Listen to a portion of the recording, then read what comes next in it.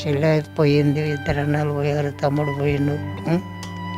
ఇక మేము ఎవరు లేము, 3 ఆపరేషన్లు అయినాయి. ఓ అక్కడ నుంచి ఇక దేశాల మీద తిరుగుతా లాస్ట్ మాకు ఇది వచ్చింది.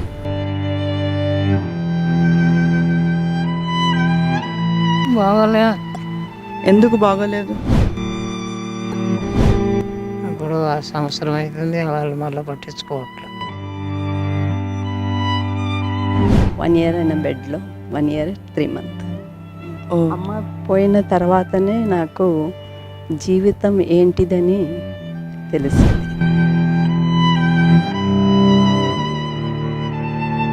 సో ఎవరు తీసుకొచ్చారు ఇక్కడికి? అల్లుడు గారు తీసుకొచ్చారు. మీ కొడుకులకు తెలుసా మీరు ఇక్కడ ఉంటున్నట్టు? వాళ్ళతో చాలా వేదనలో పడ్డా బాగా. ఎప్పుడు బాధ అనిపించలేదా? ఏడుపు అనేది రాలేదా మీకు? అనిపిస్తుంది ఆ కడుపు కదా. ఎవరు తీసుకొచ్చారు ఇక్కడికి? మా కొడుకు కోడ Sanath Nagar, so many places I done them. And in the middle I got pain in this knee. So due to that I could not continue the job. So I don't want to be dependent on them. I want to be, if we want we can help others, but we should not be the first time when I came I felt lonely. నా కొడుకు చచ్చిపోయినాడు, నా అల్లుడు చచ్చిపోయినాడు. కొడుకు 2 బిడ్డలు.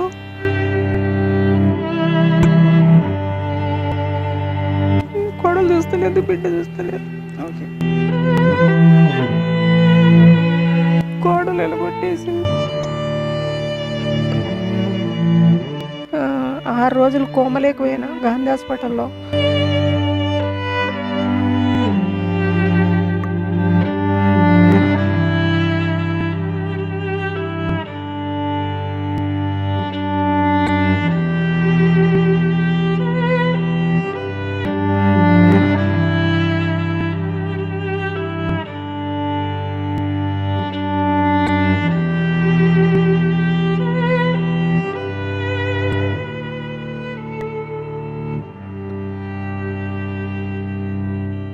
అమ్మ నమస్తే అమ్మ.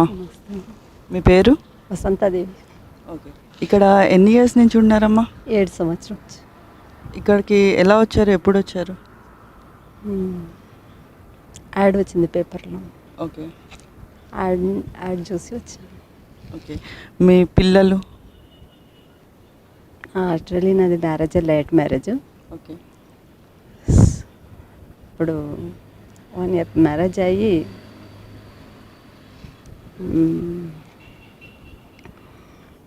Marriage అయ్యి 1 year బాగానే ఉండిండు.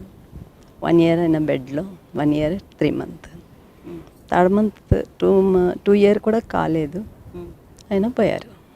ఓ ఇక్కడికి ఎవరు తీసుకొచ్చారు మిమ్మల్ని? ఫ్రెండ్స్ తీసుకొచ్చారు.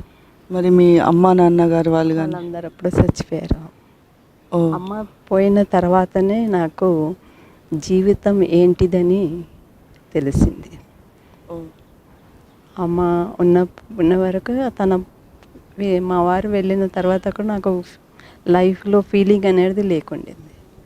అమ్మ పోయిన తర్వాతనే తెలిసింది లైఫ్ ఏంటిది అని. మీ అత్తగారు మామగారు వాళ్ళు ఎవరు? వాళ్ళందరూ ఎప్పుడో పోయారు అందరూ. ఓకే.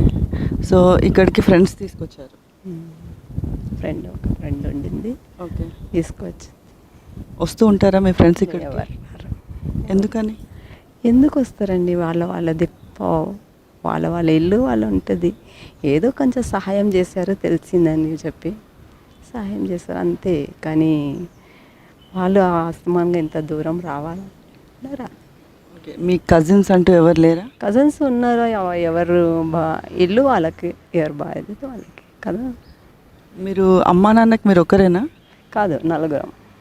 మరి మీ తమ్ముడు నా వెనకతోడు ఎప్పుడో తన పోయి ఒక 12 years అయిపోయింది. ఓకే. తర్వాత తమ్ముడు ఇంకొక, ఇప్పుడు నాది ఇంత ఏజ్ అయితే వాళ్ళు కూడా ఏజ్ వాళ్ళే ఉంటారు కదా. అలా కూడా ఏజ్ వాళ్ళు వాళ్ళ పిల్లతోటి వాళ్ళు మంచిగా ఉన్నారు. కానీ నేను ఎవరి దగ్గర వెళ్ళాలా కాదు, నేను మంచిగా ఉన్నప్పుడే కాలు చేతులు బలం ఉన్నప్పుడు ఎక్కడైనా సెటిల్ అయిపోవాలని యాక్చువల్లీ నాకేం వండిందంటే స్కూల్ ఉండాలా, ప్లస్ నాకు వచ్చిన 4 అక్షరాలు వాళ్ళకి నేర్పించుకొని అక్కడనే ఉండిపోవాలని ఆ ఐడియా ఉండింది. కానీ నాకు వృద్ధాశ్రమంలా వచ్చింది, పేపర్లో యాడ్ వచ్చింది, వచ్చేసి నేను ఇక్కడ వచ్చేసాను. ఇక్కడ అంతా ఎలా ఉంది ఇప్పుడు? చాలా బాగుంది. ఇక్కడ ఇల్లు లాగానే ఉంది, అన్నీ ఏది దేనికి లోటు లేదు, అన్ని సౌకర్యాలు బాగుంది. భోజనం కాడికెళ్ళి నుంచి పడుకునేవారు, అన్ని సౌకర్యాలు బాగుంది. మీకు ఎప్పుడు అనిపించలేదా ఇలా నా వాళ్ళు ఉన్నా కూడా ఎప్పుడు ఎవరు రావట్లేదు అని? వాళ్ళ గుర్తే లేదు నాకు, అనిపించదు. గుర్తే లేదు, అమ్మ లేదు, నాన్న లేదు. తమ్ముళ్ళు వాళ్ళు కూడా బ్రతికున్నారు, చచ్చిపోయారు, ఎవరికి తెలుసు. నాది 75, 6 నాది డేట్ ఆఫ్ బర్త్ 1945. ఓకే. నాది ఇంత పెద్ద ఏజ్ అయింది, వాళ్ళు ఎలా ఉన్నారో మనకేం తెలుసు. ఇంకా 7 years అయింది నేను అటు లేదు, వాళ్ళ టచ్ లేదు. ఎందుకంటే మనం ఒక చోట్ల సెటిల్ అయిన తర్వాత మనసుని స్థిరం పెట్టుకుంటే వెనుక ఉన్నది ఎప్పుడు గుర్తు చేసుకోవద్దు, నా అభిప్రాయం. వెనకది లైఫ్ వెనక గుర్తు చేసుకుంటే మనం ప్రశాంతంగా ఉండలేము, అలా అనారోగ్యం. కరెక్ట్. నేను ఇదివరకు చాలా బాగుండాను, జస్ట్ నేను పడిపోయి బోన్ ఫ్రాక్చర్ అయింది. దాని మూలంగానే నేను ఆ ఉయ్యాల కూర్చోలేకపోయాను. బోన్ ఫ్రాక్చర్ అయింది. ఫ్రాక్చర్ అయ్యి బాల్ వేశారు అని ఆశ్రమే అని గారి ప్రైవేట్ హాస్పిటల్లో తీసుకున్నాను. 6-7 months అవుతుంది ఆపరేషన్ అయ్యి. ఇప్పుడు బాగున్నాను, కానీ రిస్క్ ఎక్కువ తీసుకోకూడదు. ఇవాళనే ఇంత దూరం నడిచి వచ్చాను నేను. థ్యాంక్ యూ సో మచ్ అమ్మ మా కోసం. లేకుంటే భోజనాలే మళ్ళీ నా బెడ్, అంతే. భోజనాలే నా బెడ్. ఇవాళ సార్ అన్నారు మెల్లగా నడిచేయండి అమ్మ, ఇక్కడ షూటింగ్ ఏదో చేస్తున్నారు, వాళ్ళు అడిగిన దానికి సమాధానం చెప్పమ్మా. ఇంకేమైనా మాట్లాడాలనుకుంటున్నారా? ఏం మాట్లాడాలి, మీరే ఏదైనా అడిగితే చెప్తాను, కానీ నేనేం మాట్లాడాలి. అన్ని విధాలా సగం మార్నింగ్ నుంచి ఈవినింగ్ వరకు నేను చదువుకుంటున్నాను, అంతే. పడుకునేది ఎక్కువ,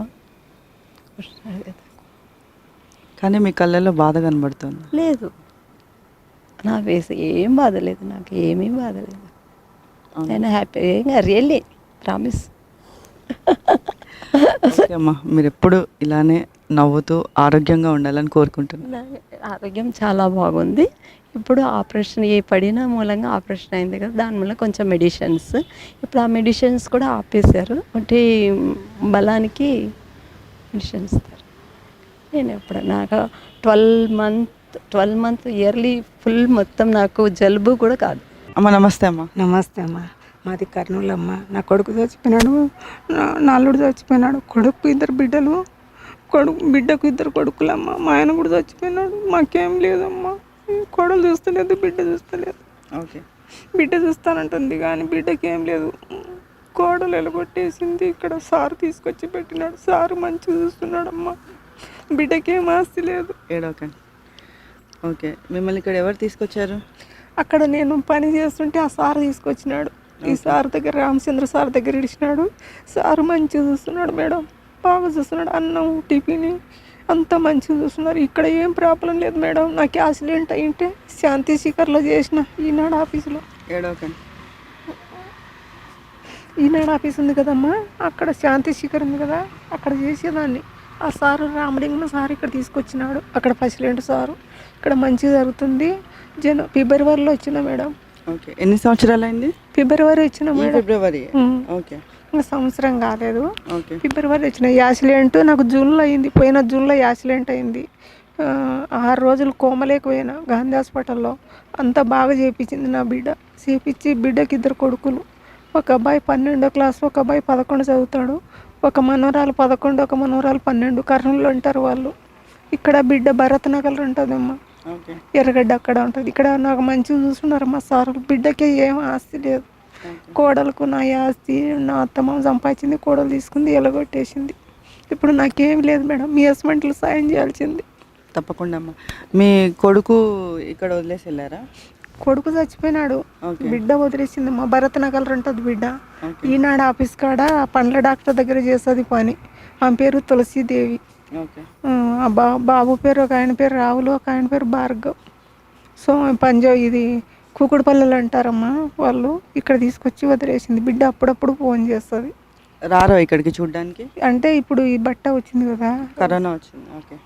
మొన్న ఆగస్టు 15 నా పుట్టినరోజు అయితే ఫోన్ చేసి సార్ ఇచ్చినాడు, బాగుండామమ్మా అని చెప్పింది. కోడలైతే చెయ్యదు. అన్న బిడ్డనే చేసుకున్నా, కొడుకు చచ్చిపోయినాడు, మొగుడు చచ్చిపోయినాడు, అల్లుడు చచ్చిపోయినాడమ్మా.